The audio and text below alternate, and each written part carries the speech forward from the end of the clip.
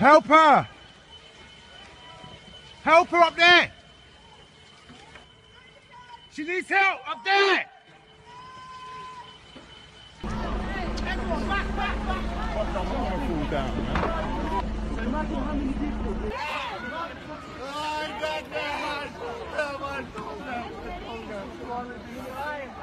It's all flat, everything.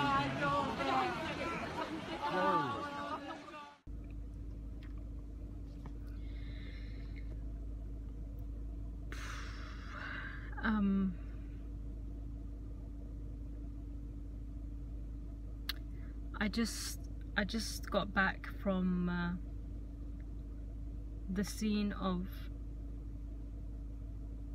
the fire that took place in West London this morning.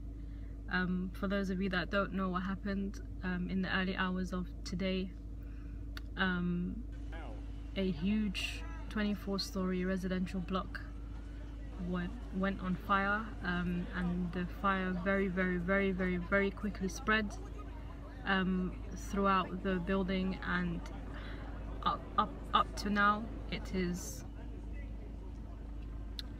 around 6:45 right now. The last thing I heard was that there were 12 confirmed dead. I'm not sure what the numbers are right now. I only found out about this when I woke up this morning at 10:30. I saw the news and I saw, loads of people snapping about it and stuff, and this was just one of those things that is too close to home not to try and extend the hand or do anything. So I just got dressed and I picked up my friend and we went down to Latma, which is in West London.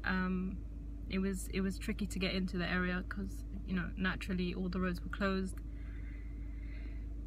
But when we got there,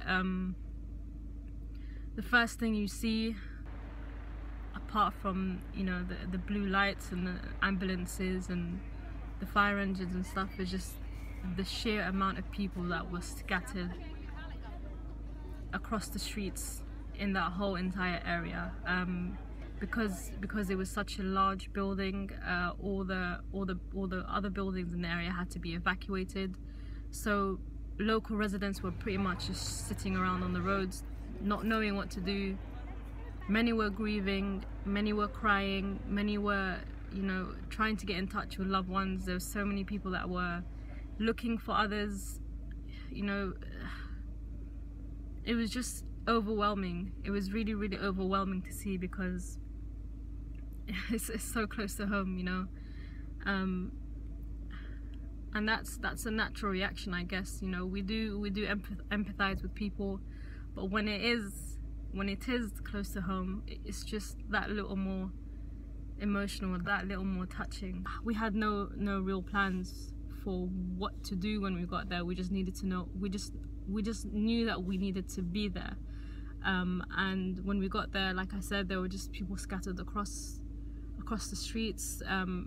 Many of the people there were fasting. That area has a very high concentration of Muslims.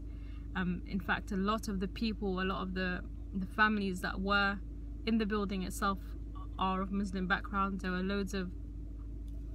I saw so many Sudani families, so many Moroccan families, Egyptians. Like, it was just, and obviously, I mean, I'm not trying to focus on the Muslim community here, but I'm saying there was a very high concentration of let's just say ethnic minorities in that area that were affected by this.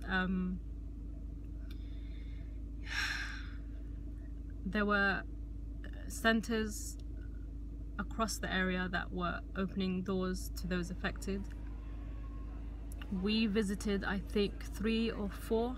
2 of those were churches. One was a rugby center, and I know that there was a mosque that was open locally for people that were in need. And to tell you that these centers were absolutely ram-packed with donations, and this is one of the greatest things about situations like this, is that the community really does come together.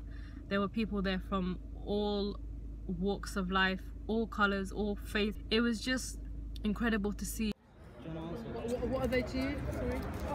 Cousins, my cousins.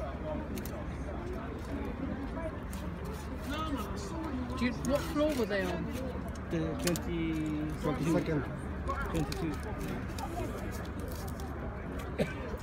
I noticed, you know, when we walked into the church and there were so many hijabis there, so many Muslims, so many of other faiths there.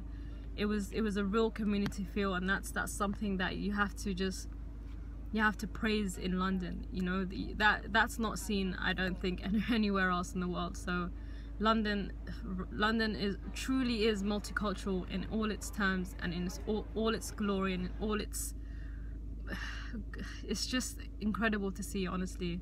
The donations that were given in, so I don't even know. I mean, this happened at 1 a.m. at night, and up until the point where we were there, firefighters were still trying to put out the blaze.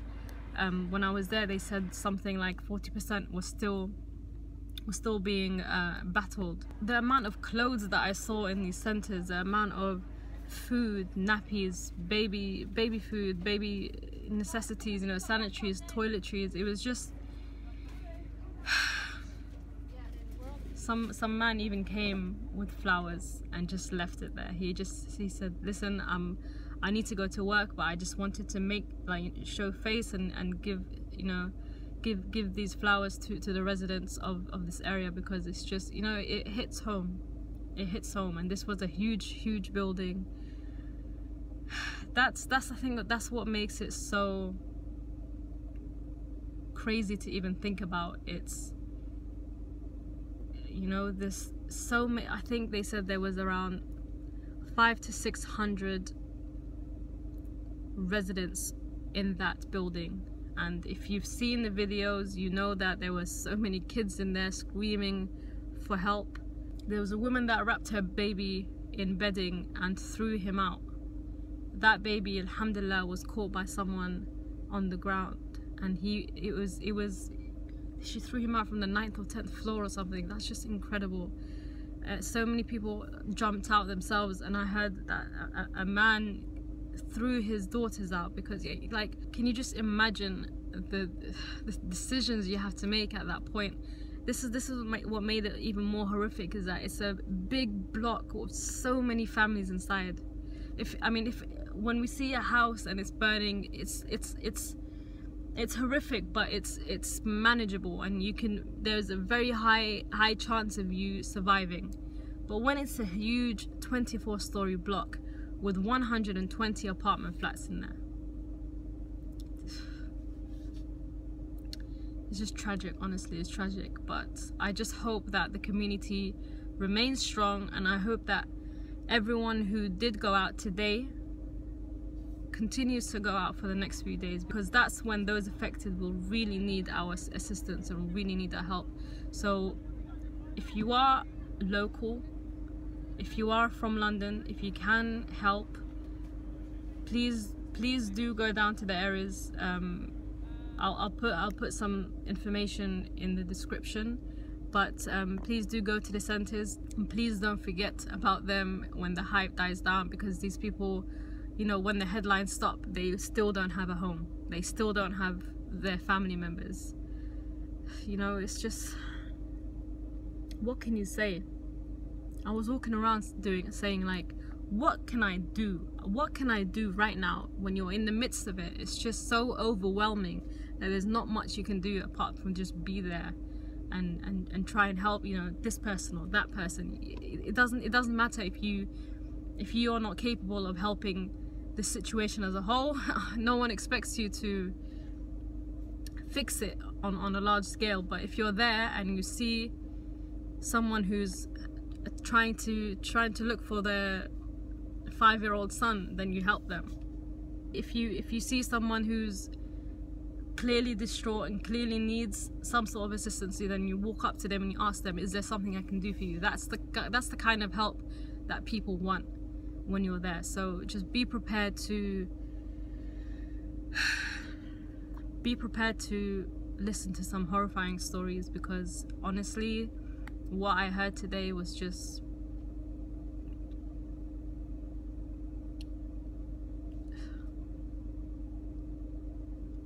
don't know, man. There's not much you can say. There's not much you can say about this. There's not much, but there's a lot you can do. So if you can do, then please do.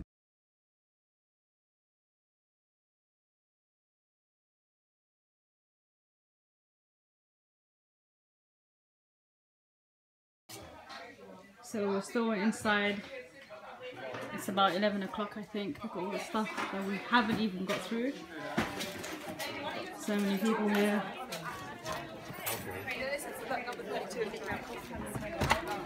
Look at all this.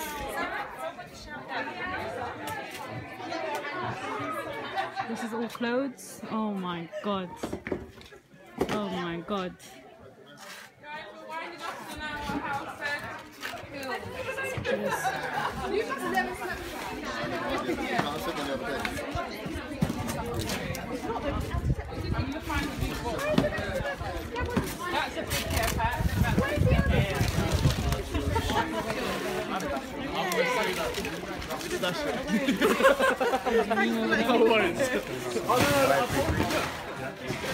More in that room.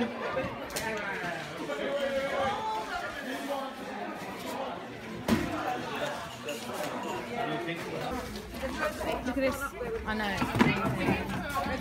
An actual microwave. So basically, it's pretty much cleared up this stuff here. Put everything into little sections. We have all the toiletries over here. Got my tea. Got all the water here. It's incredible.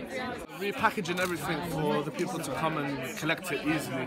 How does it make you feel to see everyone doing this? It's nice. It shows a community spirit. Shows a loving spirit. Did you know anyone in the towers? I knew some people, yes. Heartfelt prayers go out to those affected, to those who lost their lives, to those that lost their homes, to those that are still looking for their family members, and